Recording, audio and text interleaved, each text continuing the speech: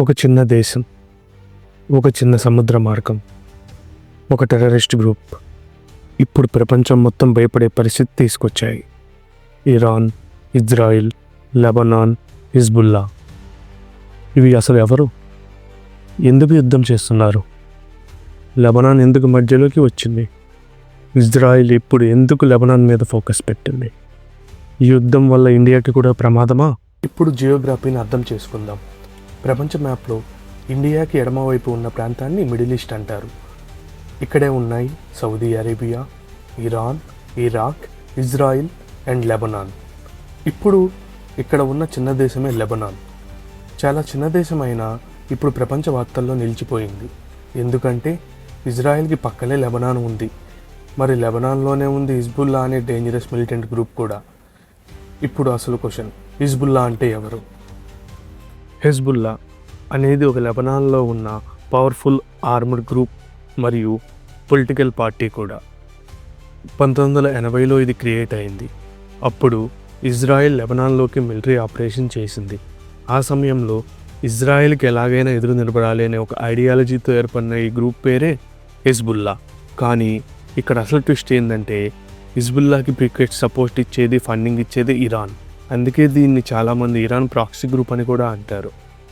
ఇంకా అర్థమయ్యే రీతిలో చెప్పాలంటే ఇరాన్ డైరెక్ట్గా యుద్ధం చేయకుండా హిజ్బుల్లా ద్వారా ఇజ్రాయెల్పై ప్రెజర్ పెట్టడానికి ఎప్పుడు ప్రయత్నం చేస్తూనే ఉంటుంది.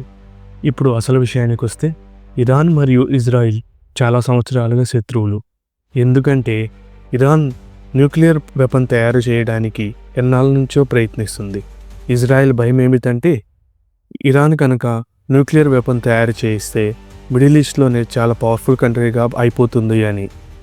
ఇద్దరి మధ్య డైరెక్ట్ వార్స్ అనేవి చాలా తక్కువ ఉన్నప్పటికీ ఇండైరెక్ట్ వార్స్ మటుకు చాలా సంవత్సరాలుగా కనపడకుండా జరుగుతూనే ఉంది.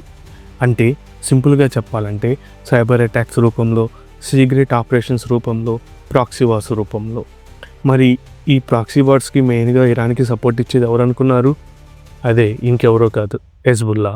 ఇప్పుడు చాలా ఇంపార్టెంట్ పాయింట్, ఇజ్రాయెల్కి బిగ్గెస్ట్ డేంజర్ ప్రస్తుతం హిజ్బుల్లాతోనే. ఎందుకంటే హిజ్బుల్లా దగ్గర thousands of rockets, advanced drones మరియు బార్డర్ టన్నల్స్ ఉన్నాయి. మరి ఇవి ఇజ్రాయిల్లోని సిటీస్ని టార్గెట్ చేయగలవు. అందుకే ఇజ్రాయిల్ ఇప్పుడు హిజ్బుల్లాని వీక్ చేయాలని ప్రయత్నిస్తుంది. అందుకే లెబనాన్ బార్డర్లో ట్రూప్స్ని పెంచింది, ఎయిర్ స్ట్రైక్స్ పెంచింది, హిజ్బుల్లా బేసెస్ని టార్గెట్గా చేసుకుని యుద్ధాన్ని తీవ్రం చేస్తుంది. ఇప్పుడు ప్రపంచం మొత్తం ఎందుకు టెన్షన్ పడుతుందంటే ఈ వార్ పెద్దదైతే ఇరాన్ స్ట్రైట్ ఆఫ్ హార్మోజ్ని బ్లాక్ చేసే ఛాన్స్ ఉంది. ఇది ఒక సీ రూట్, కానీ ప్రపంచ ఆయిల్లో ఆల్మోస్ట్ 20% ఇక్కడి నుంచే ప్రయాణం అవుతుంది. ఒక్కసారి ఇది బ్లాక్ అయితే పెట్రోల్ ధరలు పెరుగుతాయి, డీజిల్ ధరలు పెరుగుతాయి, ఇన్ఫ్లేషన్ పెరుగుతుంది. అలాగే ఇతర దేశాలతో పాటు ఇండియా కూడా ఎఫెక్ట్ అవుతుంది. అందుకే అమెరికా ఇప్పుడు ఇన్వాల్వ్ అవుతుంది. ఈ యుద్ధం అనేది మనకు చాలా దూరంలో జరుగుతున్నట్టు అనిపించవచ్చు, కానీ దీని తీవ్రత మాత్రం మన మీద కూడా ఉంది. ఎలా అంటే పెట్రోల్ ప్రైసెస్ పెరగచ్చు, ఫ్లైట్స్ కాస్ట్లీ అయిపోవచ్చు, స్టాక్ మార్కెట్ ఫాల్ అవ్వచ్చు. ముఖ్యంగా గల్ఫ్ కంట్రీస్లో ఉన్న ఇండియన్పై కూడా ఎఫెక్ట్ పడే ఛాన్స్ ఉంది. చిన్న బార్డర్ కాన్ఫ్లిక్ట్గా మొదలైన ఈ విషయం ఇప్పుడు మిడిల్ ఈస్ట్ మొత్తం స్ప్రెడ్ అయిపోతుంది. ఇరాన్, ఇజ్రాయిల్, లెబనాన్ మరియు అందులో భాగమైన హిజ్బుల్లా. ఇది ఇక్కడితో ఆగుతుందా లేదా పెద్ద యుద్ధంగా దారితీస్తుందా అనేది ఇప్పుడు ప్రపంచం మొత్తం చూస్తుంది.